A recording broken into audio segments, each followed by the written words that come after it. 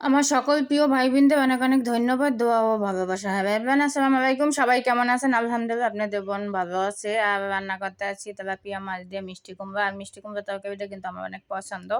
আমি যেকোনো মাছ দিয়েই রান্না করে অনেক পছন্দ করি। ইলিশ মাছ দিয়ে একটু বেশি মজা, কিন্তু সব মাছ দিয়েই আমার কাছে ভালো লাগে। এখন সুন্দর মতন কষাইয়া তারপর ঝোলের পানি দেবো। আর গ্যাস কম দেখে একদম লো হিটে রান্না করতে আছি। আর আমার রান্নাগুলান কেমন হয় কমেন্টে কিন্তু অবশ্যই জানাইবেন।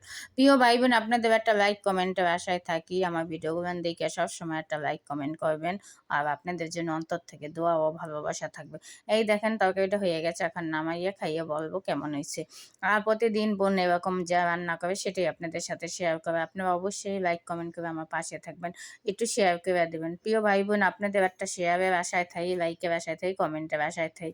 আর দোয়া অন্তর থেকে দোয়া থাকে সবসময়। আমার সকল প্রিয় ভাই বোনদের জন্য আমার দোয়া ও ভালোবাসা।